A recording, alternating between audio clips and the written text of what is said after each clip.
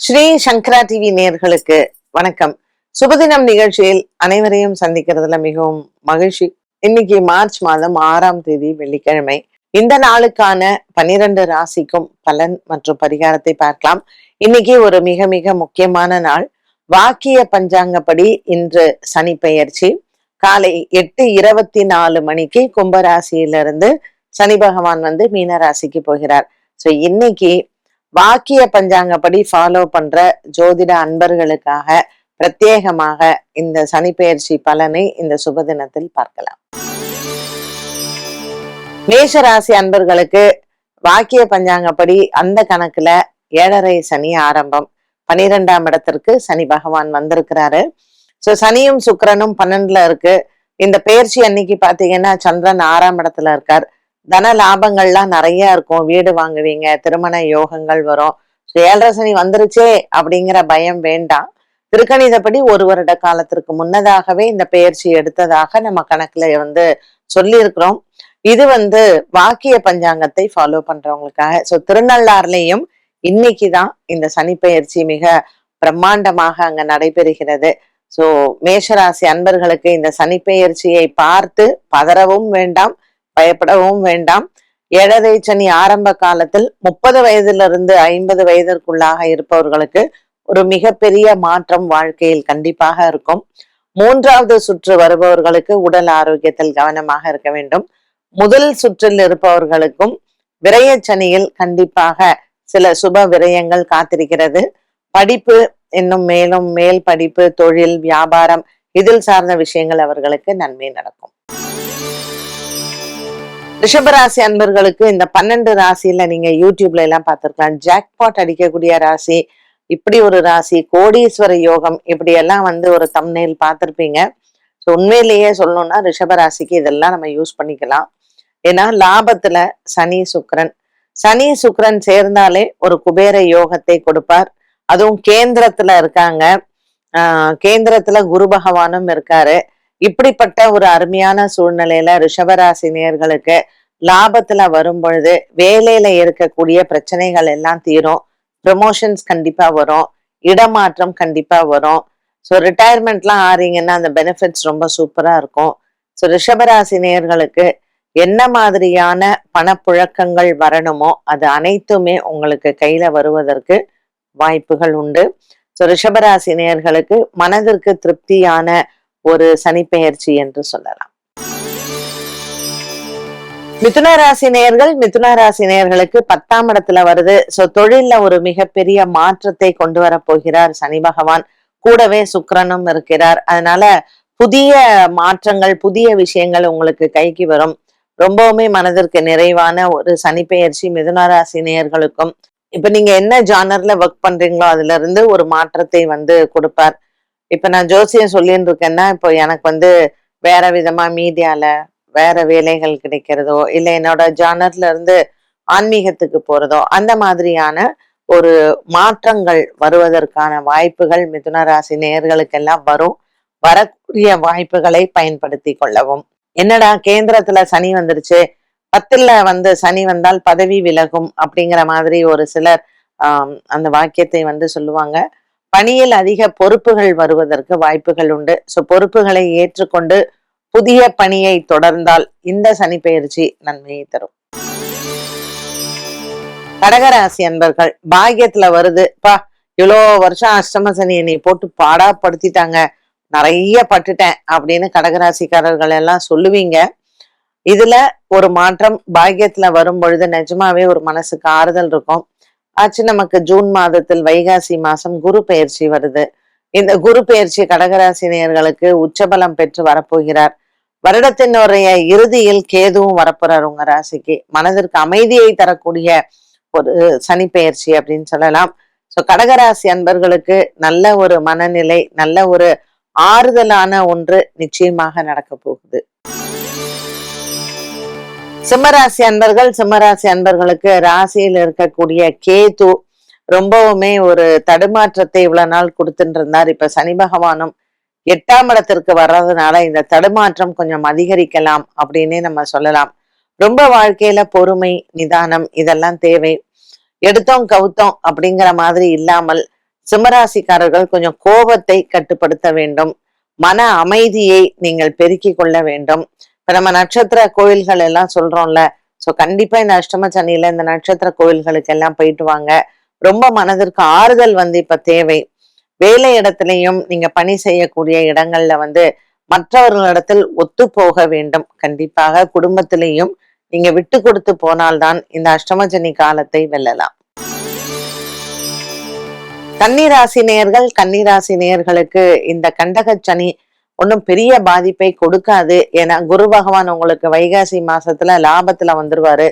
இந்த வருடத்தினுடைய இறுதியில பாத்தீங்கன்னா 12ஆம் இடத்துல இருக்கக்கூடிய கேது லாபத்துக்கு போயிடுறாரு. சோ இடைப்பட்ட காலத்தில் கொஞ்சம் நமக்கு சின்ன சின்ன குறைபாடுகள் இருக்குமே தவிர பெருசா உங்களுக்கு பாதிக்கக்கூடிய அளவு எந்த விதமான பிரச்சனைகளும் இந்த சனி பெயர்ச்சியினால் கண்டக சனியில் வரப்போவது அல்ல. அதனால கன்னிராசி நேயர்கள் நல்ல ஒரு மன அமைதியோடையே இருக்கலாம்.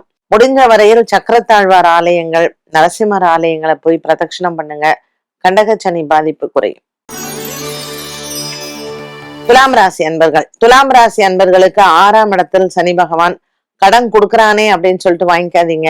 ஏன்னா குரு 10ஆம் இடத்திற்கு வரப்போறாரு. சோ ஆசை காண்பித்து மோசம் போகக்கூடிய நிலை துலாம் ராசி நேயர்களுக்கு வரும். அதுல ரொம்ப கவனமா இருக்கணும். இந்த இளம் வயதுல இருக்கக்கூடிய பெண்கள், ஆண்கள் இவர்களுக்கும் காதல் வாழ்க்கையில் தோல்வி எல்லாம் வர்றதுக்கான வாய்ப்புகள் எல்லாம் இருக்கு. சோ எந்த விஷயத்திலையும் அதிக ஆசைகளையோ அதிக நம்பிக்கையோ வைக்காமல் இருந்தால் இந்த சனி பயிற்சியானது உங்களுக்கு மிகவும் ஒரு சுமூகமாகவே இருக்கும். வியாபாரம், தொழில் செய்பவர்கள் பண விவகாரங்களில் எச்சரிக்கையுடனும் கவனத்துடனும் இருக்கலாம்.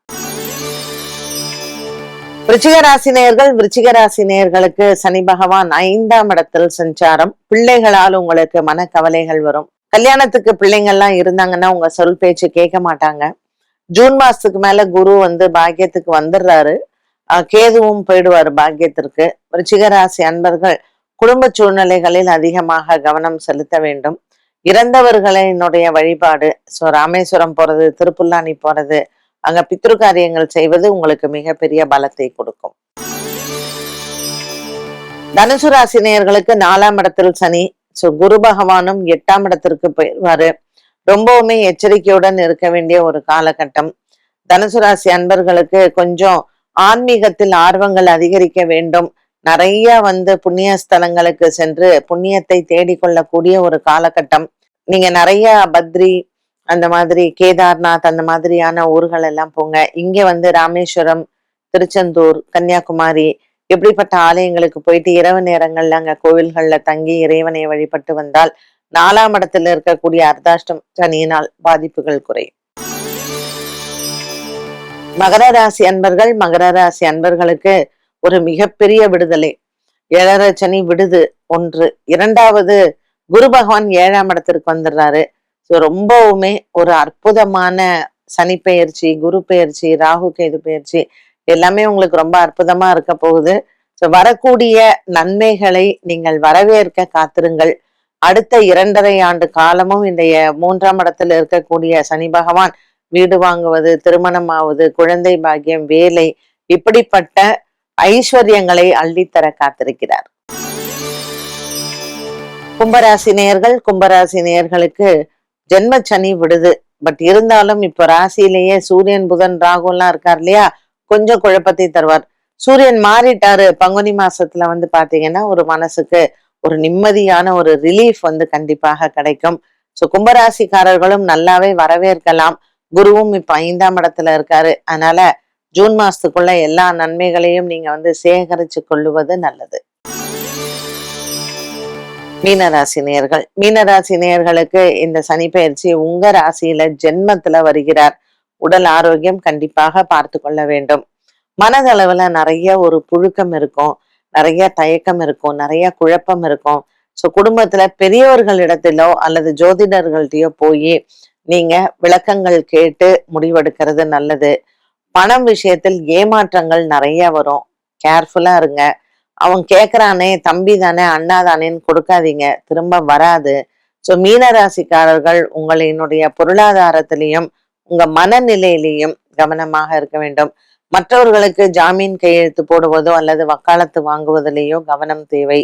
மீனராசி நேயர்களுக்கு இந்த ஜென்மச்சனியானது கொஞ்சம் உடல் ஆரோக்கியத்திலையும் குறைபாடுகளை கொடுக்கும். குறிப்பாக கால் நரம்புகள் மற்றும் எலும்புகள் சம்பந்தப்பட்ட விஷயங்களில் கவனம் தேவை. 12 ராசிகளுக்கும் இன்று வாக்கிய பஞ்சாங்கப்படி நடக்கக்கூடிய சனி பெயர்ச்சியினுடைய பலன்களை பிரத்யேகமாக பார்த்தோம்.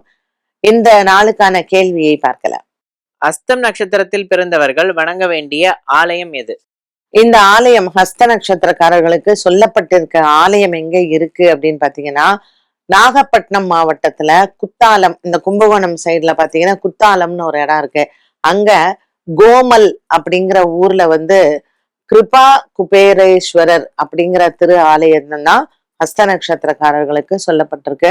ரொம்ப ரொம்ப ஒரு பழமை வாய்ந்த கோயில். ஒரு 1000-2000 வருஷம் பழமை வாய்ந்த ஒரு கோவில். ஸோ இந்த கோவில்ல ஹஸ்த நட்சத்திரக்காரர்களுக்கு சிவபெருமான் எப்படி அருள் பாலிக்கிறார் அப்படின்னு பாத்தீங்கன்னா, முன்ஜென்ம கர்ம வினைகள் எல்லாம் தீர்வதற்கான ஒரு அற்புதமான ஆலயம் இது அப்படின்னும் சொல்றாங்க. இந்த ஆலயத்தில் இருக்கக்கூடிய அன்னையின் திருநாமம் அன்னபூரணி அப்படின்னும் சொல்லப்படுகிறது. இங்க என்ன ஸ்தல வரலாறு அப்படின்னு பாத்தீங்கன்னா, உலகத்தில் இயங்கக்கூடிய வாழ்வினங்களை எப்படி நீங்க கையாள்றீங்க அப்படின்னு விளையாட்டாக பார்வதி தேவி சிவபெருமானிடத்தில் பேசி கொண்டிருக்கும் பொழுது அவர் கண்களை மூடி விடுகிறார். அப்புறம்தான் எல்லாமே உலகமே ஸ்தம்பிச்சு போறது. அப்போ சிவபெருமான் சொல்றாரு, நீ செய்த தவறுக்கு கண்டிப்பாக தண்டனை அனுபவிக்க வேண்டும். அதனால நீ என்னிடத்தில், அவர் அப்படியே மறைஞ்சிடறாரு. நான் நீ என்னை பார்க்க முடியாது, நான் ஒரு இருட்டு இதுவாக இருப்பேன். சோ நீ ஒளியாகத்தான், நான் எந்த இடத்துல நான் ஒளியாக தெரிகிறேனோ அங்க நீ என்னிடத்தில் ஐக்கியமாகு அப்படின்னு சொல்லிடுறார்.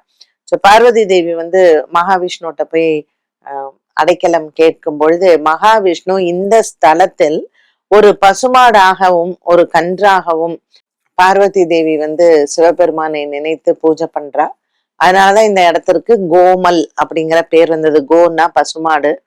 அங்க சிவபெருமானை நினைத்து தபஸ் பண்ணும் பொழுது ஒரு ஒளி பிழம்பாக சிவபெருமான் தெரிகிறார். அதுல அந்த ஜோதியில பார்வதி தேவி ஐக்கியமாறாங்க. அந்த ஜோதி எங்க இருந்து வந்ததுன்னா சிவபெருமானினுடைய ஹஸ்தத்திலிருந்து வந்ததாம். அதனால ஹஸ்த நட்சத்திரக்காரர்களுக்கு இந்த ஆலயம் பிரத்யேகமாக சொல்லப்பட்டிருக்கிறது. பிரிந்த தம்பதியினரினுடைய ஒற்றுமை, திருமணம் ஆகாதவர்களுக்கு வேண்டுதல், இது எல்லாமே இந்த ஆலயத்தில் நடைபெறுகிறது. சோ ஹஸ்தம் நட்சத்திரத்தன்று கிருபா குபேரேஸ்வரரை வணங்கினால் நமக்கு எல்லா விதமான நன்மைகளும் கிடைக்கும். அதே போல இந்த ஆலயத்திற்கு பசுமாடும் கன்றும் நிறைய பேர் வாங்கி கொடுக்குறாங்க. அவங்களுடைய பாபங்கள் தீருவதற்கும், கணவன் மனைவி பிரிந்திருக்கிறவங்க ஒன்று சேர வேண்டி இங்க பசுமாடும் கன்றும் கோயிலுக்கு தானமாக கொடுக்கிறார்கள். இந்த ஆலயம் குத்தாலம், நாகப்பட்டினம் மாவட்டம் குத்தாலத்தில் இருக்கக்கூடிய ஒரு கிராமம், கோமல் அப்படின்னு சொல்லக்கூடியது. ஸோ ஹஸ்த நட்சத்திரக்காரர்கள் இங்க போங்க, உங்களுக்கு எல்லா விதமான நன்மைகளும் கிடைக்கும். என்ன நேயர்களே, இன்றைய சுபதினம் நிகழ்ச்சி அனைவருக்குமே பயனுள்ளதாக அமைந்திருக்கும். மீண்டும் சந்திக்கும் வரை நன்றி, வணக்கம்.